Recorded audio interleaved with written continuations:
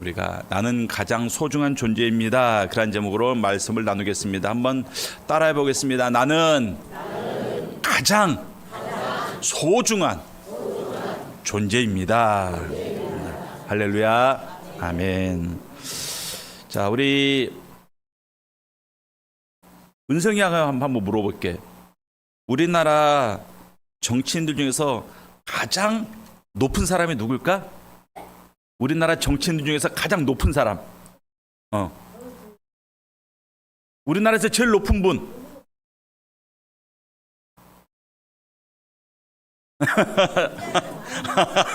우리나라에서 제일 정치인보다 높은 사람이 대통령입니다. 대통령. 그렇죠. 대통령이 있죠. 대통령이 나라를 통치합니다. 그런데 여러분들 대통령 혼자서 통치할까요? 아니죠. 돕는 사람들이 있습니다. 함께하는 사람들이 있습니다. 자, 우리 그럼 중고등부에게 한번 물어볼게요.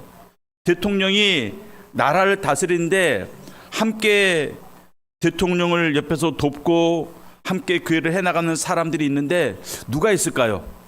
그렇지, 국무총리가 있죠. 국무총리. 또 국무총리 밑에 또 누가 있을까요? 그렇지, 장관님들이 있어요. 장관들이 있습니다. 그런데 과거에도 마찬가지였어요. 과거에도 왕이 있으면 왕이 혼자서 나라를 다스리고 통치하는 게 아니라 왕 밑에 누가 있었을까요? 영의정, 자의정 이런 사람들을 다 뭐라고 부르죠? 신하가 있었습니다. 맞아요. 신하가 있었습니다. 오늘은 이 다윗 왕이 그 신하를 임명하는 내용입니다. 그래서 사람의 이름이 있고 직책이 나와 있습니다.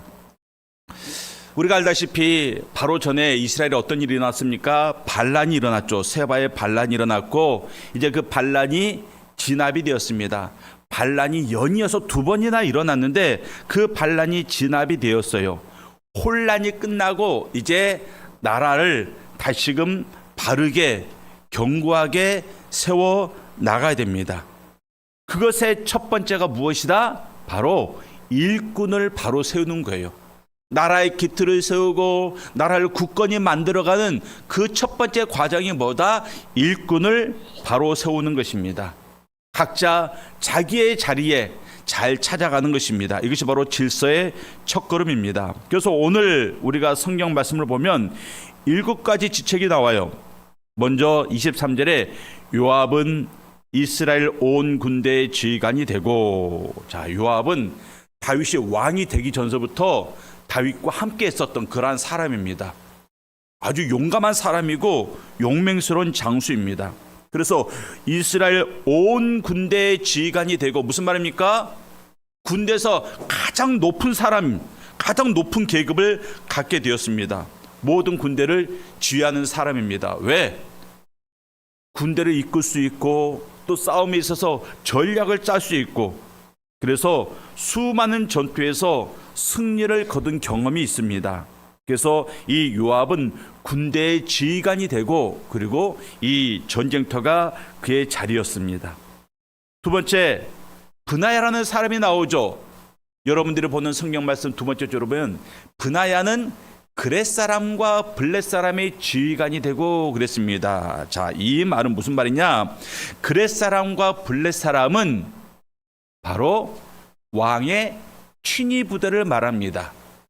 그렛 사람, 블렛 사람은 블레셋 사람 그걸 말하는 게 아니라 왕의 친위대 이름이 바로 그렛 사람과 블렛 사람이에요. 그러니까 왕을 호위하는 그러한 부대입니다. 브나야는 바로 왕의 친위 대장이 되었습니다. 오늘날로 치면 대통령 경호실장이 된 거예요. 그래서 브나야는 항상 왕 옆에서 왕과 궁궐을 보호하는, 호위하는 그러한 일을 하게 되었습니다. 그렇다면 브나야의 자리는 어딜까요? 전쟁터일까요? 아니죠. 전쟁터가 아니라 바로 왕의 곁입니다. 용맹한 군인이었지만 나가서 싸우진 않아요. 바로 옆에서 이 왕의 옆에서 왕과 궁궐을 지키는 것이 바로 이 사람의 일이었습니다. 또 이제 24절 보면 아도람은 감역관이 되고, 감역관이 뭔가? 이 말은 바로 일하는 노동력을 감독하는 사람을 말합니다. 자, 여러분들 세상에 일하는 사람 없는 곳이 있습니까? 일하는 사람 없는 곳이 없어요. 어디든지 일하는 사람이 있습니다. 우리가 보통 인부라고 하는 그렇게 일하는 사람들도 있고, 또 여러 가지 자기의 전문 지식에 따라서 이 모양 저 모양으로 다 일들을 하게 됩니다. 특별히 이 과거에는 이 커다란 공사가 있을 때마다 백성들이 자기의 일을 딱 제쳐놓고, 농사하는 일 잠깐 내려놓고, 양을 치는 일 잠깐 내려놓고 백성들이 모여가지고 함께 일을 했습니다. 그래서 성전도 짓고, 그래서 성벽도 짓고, 궁궐도 만들고 그랬습니다. 그 모든 인부들을 관리하는 사람이 바로 감역관인데, 그 일을 아도람이 맡았습니다. 그래서 아도람에게는 공사 현장이 그 사람의 자리인 것입니다. 또 24절 보면 요사밧은 사관이 되었다. 사관, 쉽게 말해서 기록하는 사람입니다. 또 기억나게 하는 사람이란 뜻을 가지고 있습니다. 무엇을 기억하고 무엇을 기억나게 하느냐? 왕의 명령을 백성들에게 전달해서 백성들로 하여금 왕의 명령을 기억하게 합니다.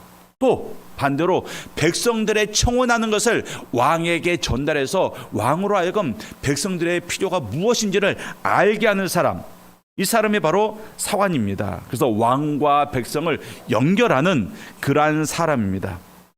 그러니까 왕과 백성의 사이가 그 사람의 자리였습니다. 오늘날로 치면 대변인 또는 비서실장, 이러한 역할을 감당하게 됩니다.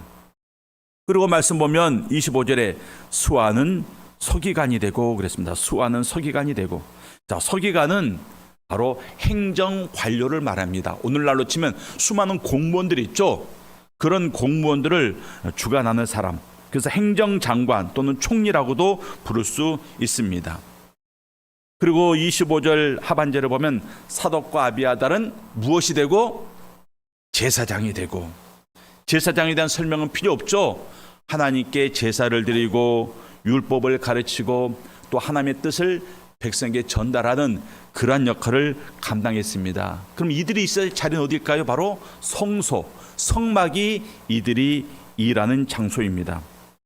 그리고 마지막에 26절 말씀 보면 일하는 다윗의 대신이 되니라. 자, 여기서 대신이라는 말은 우리가 생각하는 그런 신하가 아니라 왕의 고문을 말합니다. 왕 옆에서 왕의 모든 통치하는 일에 있어서 지혜를 서로 나누고 주고받고 하면서 왕이 바르게 결정할 수 있도록 옆에서 돕는 사람이 고문인데, 이 과거에는 이 역할을 왕의 아들들이 했어요. 왕의 아들들이. 근데 지금 다윗 왕의 아들들이 상황이 어떻습니까? 몇 명은 죽어버리고 또 반란 일으키고, 그래서 이 일을 담당할 아들이 마땅치 않은 거예요. 그래서 이제 이 이라라는 사람을 그 자리에 등용했습니다. 그래서 이라는 항상 왕 옆에서 왕과 모든 것을 함께하는 그러한 직분을 갖게 되었습니다. 자, 더 많은 직분이 있어요. 그런데 오늘 성경에서 특별히 아주 중요한, 다윗 왕이 나라를 다스렸는데 특별히 중요한 7개의 직책만 나왔습니다. 군사 분야, 행정 분야, 종교 분야, 여러 일꾼들을 세웠습니다. 여러분들, 모든 자리에는요 상대적으로 높은 자리가 있고 좀 낮은 자리가 있어요. 그리고 앞에서 드러나는 자리가 있고 뒤에서 숨겨져 있는 자리가 있습니다. 그리고 좀 화려하게 돋보이는 자리가 있고, 그죠? 평범하게 보이는 그런 자리가 있을 수 있습니다. 근데 중요한 것은 뭡니까? 이 모든 사람들이 한 가지 목적을 위해서 일했다라는 거죠. 한 가지 목적, 바로 다윗 왕과 이스라엘을 위해서 일했다라는 사실입니다. 각자의 자리가 다릅니다. 각자의 위치가 다르고 각자의 역할이 다르는데 한 가지 목적을 가지고 한 가지 같은 목적을 위해서 이들이 일을 했다라는 것입니다. 여러분들, 요압이 군대 장관이 되었는데 이 요압을 누가 군대 장관으로 임명했습니까? 누가 임명했습니까? 다윗이 임명했어요. 다윗이. 사독은 누가 제사장을 세웠습니까? 겉으로 보면 다윗 왕이에요. 겉으로 보면 다윗 왕입니다. 근데 이 다윗을 누가 세웠습니까? 하나님이 세웠습니다. 그렇기 때문에 이 하나님께 세움받은 다윗이 세운 제사장도 그렇고 이 군 지휘관도 그렇고 결국 하나님께서 세운 그런 직분이 되는 것입니다. 사무엘상 16장 1절 말씀을 한번 보겠습니다. 사무엘상 16장 1절 말씀. 사무엘상 16장 1절 말씀. 1절인데 5절이 떴습니다. 제가 읽어야 되겠네요. 여호와께서 사무엘에게 이르시되 내가 이미 사울을 버려 이스라엘 왕이 되지 못하게 하였거늘. 자, 사울이 왕이 되지 못하게 했다. 또 이 하반절을 보면 이는 내가 그의 아들 중에서 한 왕을 보았느니라 하시는지라. 그러니까 지금 하나님께서 사울이라는 왕을 왕의 자리에서 너 이제 그만해. 너 더 이상 왕이 돼서는 안 돼. 그리고 이 세 아들 가운데 다윗이라는 소년을 네가 앞으로 이스라엘 왕이 될 거야. 이 일을 지금 누가 하고 있습니까? 하나님이 하고 있는 거예요. 왕을 세우고 왕을 폐하는 일들은 바로 하나님이 하십니다. 다윗 왕국은 하나님의 나라를 상징합니다. 오늘날 교회를 상징합니다. 그래서 교회 일꾼들도 누가 세웁니까? 하나님께서 세우시는 거예요. 자, 고린도전서 12장 18절 말씀을 보겠습니다. 고린도전서 12장 18절 말씀.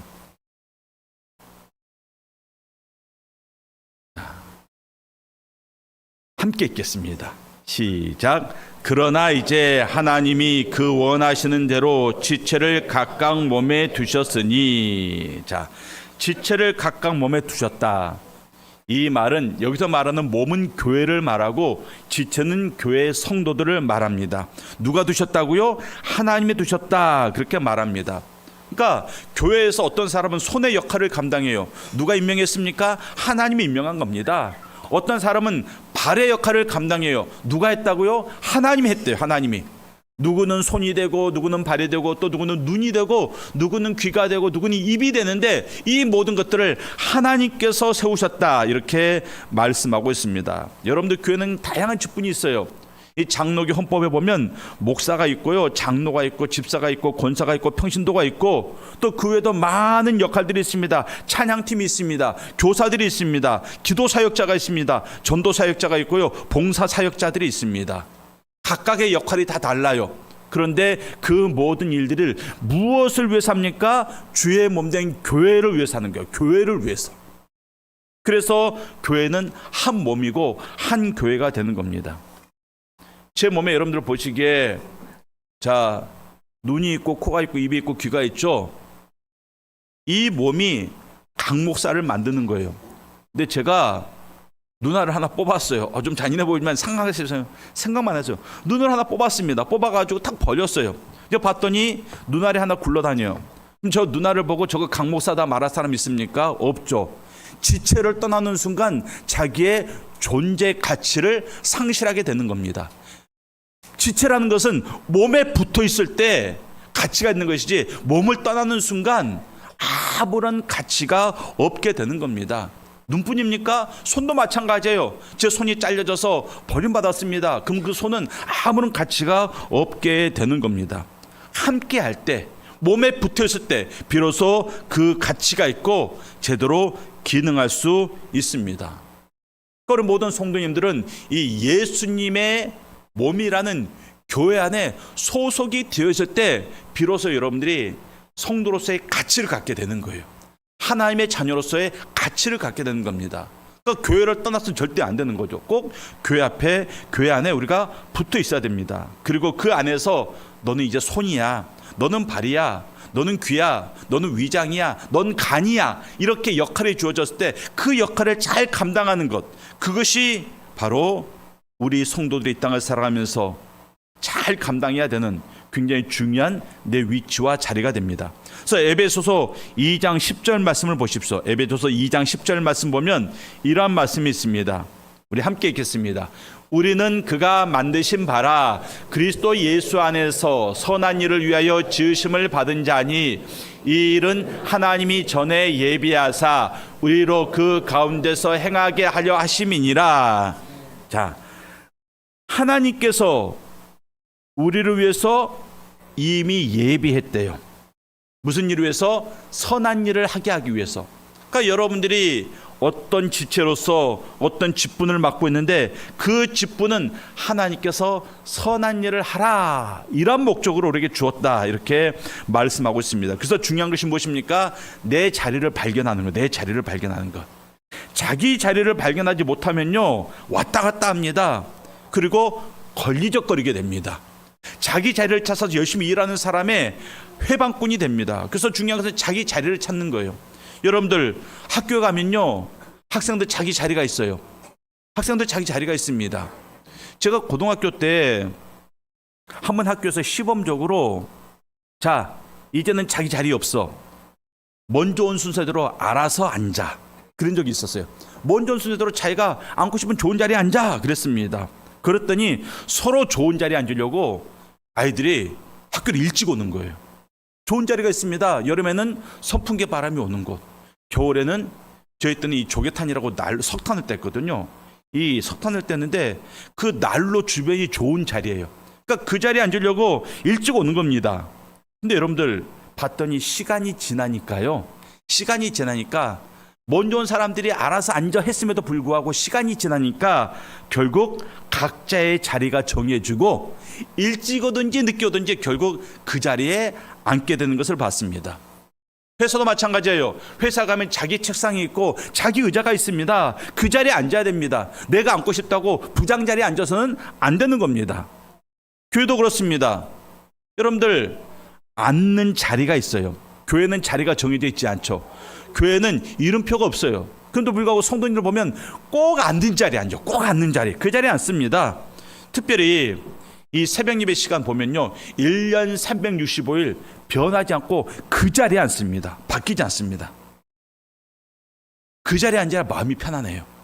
그 자리에 앉아야 마음에 편안함이 있고 그리고 기도도 잘 되고 그리고 하나님을 만날 것 같고 그리고 은혜도 누리게 됩니다. 집중도 잘 됩니다. 그러한 자리들이 있다라는 것입니다. 그런데 여기서 말하는 자리라는 것은 어떤 장소적인 의미만을 말하는 게 아닙니다. 자리는 다양합니다. 나이에 따른 자리가 있어요. 나이에 따른 자리. 여러분들 나이가 지극하신 분들이 주로 모이는 곳이 있죠. 종로에. 지금은 좀 많이 모이지 않는다고 하는데 과거에 정말 많이 모이시는 공원이 있었어요. 나이 많으신 분들이. 무슨 공원? 파고다 공원. 거긴 젊은이들 별로 안 가요. 젊은이들 어디로 갑니까? 홍대 거리, 성수동 카페 거리, 그런 데로 가요. 여러분들 나이에 따라서 모이는 자리가 달라요. 또 신분과 직분에 따라서 모이는 자리가 다릅니다. 학생들이 주로 모이는 자리는요 강북구 같은 경우는 은행 사거리. 왜? 거기에 학원들이 다 모여 있습니다. 강남은 어디? 대치동. 왜? 학원들이 모였기 때문에. 그러면 직장인들은 어디에 모일까요? 주점이 많은 곳에. 그저 하루 일과 끝내고 그저 주점에 가서 그거 먹으면서 상사 욕도 하고 그러는 자리에 직장인들은 많이 모입니다. 또 시간과 날짜에 따라서도요 모이는 자리가 다릅니다. 여러분들 주중에는 여러분들 일터에 모입니다. 주일에는 어디에 모입니까? 이걸 모르면 안 되죠. 주일은 어디에 모입니까? 그렇죠, 교회. 날짜에 따라서 시간에 따라서 모이는 자리가 다르더라는 것입니다. 그러니까 여러분들은 여러분들 나이에 맞는 여러분들의 신분에 맞는 그리고 때에 맞는 그러한 내 자리를 여러분들이 잘 찾아가야 됩니다. 근데 중요한 것은 많은 사람들이 자기 자리를 몰라요. 목사님 저는 제 자리가 어딘지 모르겠습니다. 그런 성도들이 굉장히 많아요. 저는 제가 뭘 해야 될지 모르겠습니다. 그런 성도들이 많다라는 것입니다. 그러면 자기 자리를 찾아야죠. 어떻게 내 자리를 발견할 수 있는가? 첫째, 기도하십시오. 기도해야죠. 너희 중에 누구든지 지혜가 부족하거든 모든 사람에게 후히 주시고 꾸짖지 아니하신 하나님께 구하라. 성경에 말씀하고 있지 않습니까? 주님, 제 자리가 어디입니까? 알려주십시오 하고 기도해야 됩니다. 그리고 여러분들의 자리를 발견하기 위해서 말씀을 봐야 돼요. 성경 말씀은. 주의 말씀은 내 발의 등이요 내 길의 빛이니이다 그랬습니다. 말씀이 내 인생을 비춰주고 있습니다. 내가 어디로 가야 되고 어디에 멈춰야 될지 말씀이 알려준다라는 것입니다. 세 번째로 은사를 발견해야 됩니다. 내가 뭘 잘하는가? 하나님께서 여러분들에게 잘하는 것 하나씩 주신 게 있어요. 잘하는 것 하나씩. 근데 여러분들이 이것은 굉장히 귀하게 쓰임 받을 것 같은데 내가 잘하는 것은 별로 이것은 뭐 귀하게 쓰임 받을 것 같지 않은 그런 거야 싶지만, 그럼에도 불구하고 여러분들이 잘하는 것, 그것이 하나님의 손에 붙들려면요 굉장히 능력 있게 쓰임 받습니다. 그래서 여러분들이 내가 잘하는 게 무엇인가? 가르치길 잘하는 사람은 교사를 해야 되고, 찬양을 잘하는 사람들은 성가대를 해야 되고, 섬김을 잘하는 사람들은 봉사를 해야 됩니다. 기도를 잘하는 사람들, 여러분들 중보기도에 들어가야 됩니다. 우리가 목요일마다 중보기도회가 모이지 않습니까? 11시에. 중보기도회가 얼마나 귀한지 몰라요. 저희들이 이제 교수에서 기도 제목을 모아서 중보기도팀에 목요일마다 저희들이 전달하고 있습니다. 그러니까 여러분들 기도가 필요하신 분들은 중보기도팀에 말씀하세요. 기도를 하길 원하시는 분, 사랑의 은사가 있는 사람들, 이런 분들이 바로 중보기도의 자리에 모이는 겁니다. 또 내 자리를 찾기 위해서는 환경을 살펴야 돼요. 하나님께서 환경을 통해서 일하시거든요. 지금 이 상황은 도움이 필요한 상황이구나, 사람이 필요한 상황이구나, 돈이 필요한 상황이구나, 그 상황에 따라서 자기의 역할과 자리가 생겨나는 겁니다. 그래서 사랑하는 성도님들 지금 어디에 있습니까? 무슨 일하고 있습니까? 어떤 자리에 앉아 있습니까? 내 자리를 찾아야 됩니다. 그 자리를 통해서 하나님께 영광이 될 만한 그러한 자리를 우리가 찾아야 됩니다. 에스더 4장 14절 보면 이런 말씀이 있습니다. 에스더가 자기의 역할이 있는데 그 역할을 감당해야 될 때 두려워서, 이거 잘못하면 죽게 생겼거든요. 그래서 두려워서 머뭇거리고 있을 때 그 삼촌 모르드게가 에스더에게 이렇게 말했습니다. 이때 내가 만일 잠잠하여 말이 없으면 유다인은 다른 데로 말미암아 노임과 구원을 얻으려니와 너와 내 아버지 집은 멸망하리라. 내가 황후의 자리를 얻은 것이 이때를 위함이 아닌지 누가 알겠느냐? 네가 지금 이 최강대국의 왕비의 위치에 있는데 네가 그 자리에 있는 것이 바로 지금 이 일을 위해서 있는 것이다. 그렇게 말씀하고 있습니다. 여러분들, 에스더가 왕후가 된 게 우연이 아니잖아요. 그 전임자 와스디 왕후가 있었어요. 근데 와스디 왕후가 너무나도 어이없게 폐위를 당하게 됩니다. 우리가 보기에는 폐위를 당할 상이 아닌데 폐위를 당하고 에스더가 그 자리에 오르게 됩니다. 누가 하신 겁니까? 하나님께서 하신 겁니다. 그러면 도대체 왕후에 대한 꿈도 없었던 이 여인을 왜 왕후를 만드셨다고요? 이때를 위해서, 유대인의 구원을 위해서, 이때를 위해서 하나님께서 그 자리에 세우신 것입니다. 그러니까 여러분들, 내가 있어야 될 자리는 내가 찾기도 하지만 하나님께서 주시기도 합니다. 그때 그 자리를 우리가 받아들일 수 있어야 돼요. 하나님께서 하나님의 일을 위해서, 하나님의 때를 위해서 그 자리를 우리에게 주었기 때문에 우리가 아멘으로 받아야 됩니다. 많은 사람들이 자기의 자리를 찾지 못하고 있습니다. 찾아야 됩니다. 여러분들, 좋은 자리, 나쁜 자리, 높은 자리, 좀 낮은 자리, 그런 거 따지지 말고 내 자리를 찾아야 됩니다. 왜?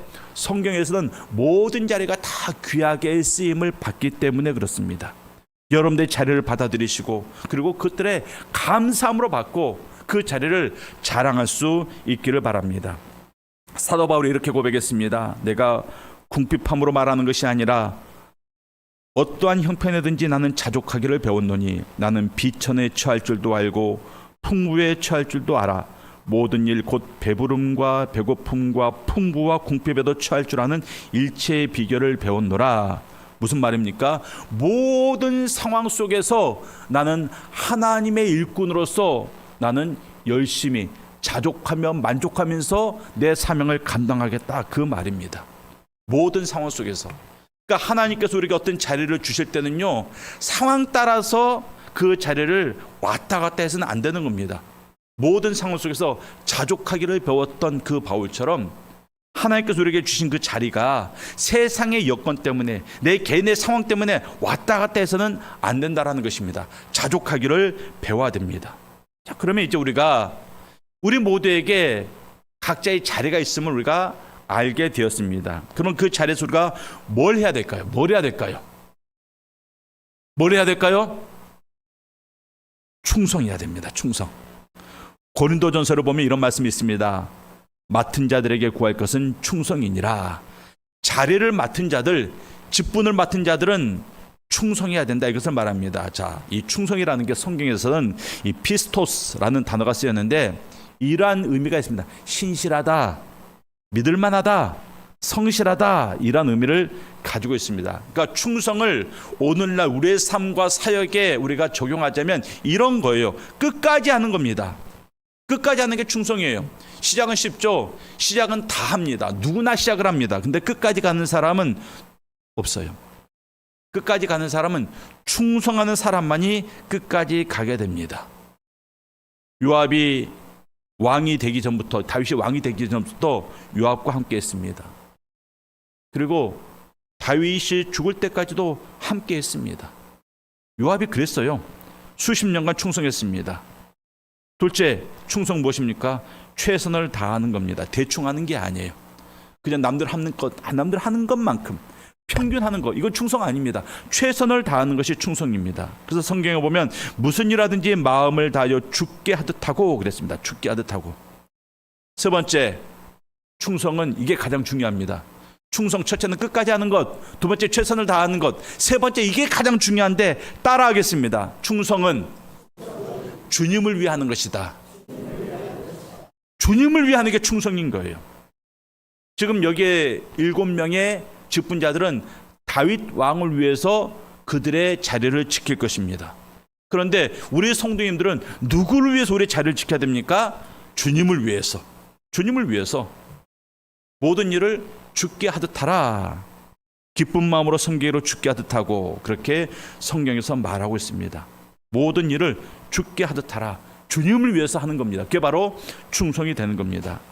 그런데 성경에서는 너희 충성해라, 죽도록 충성해라, 목숨 바쳐 충성해라, 이러고 끝나지 않아요. 이러고 끝나지 않습니다. 뭐라고 말씀하십니까? 우리에 대해서 보상을 주신다 말씀하고 있습니다. 보상이 있습니다. 어떤 보상이 있는가? 먼저 하나님께서 기뻐하세요. 두 번째로 더 큰 일을 맡기십니다. 더 큰 일을 맡기시고, 세 번째로 영원한 상급을 받습니다.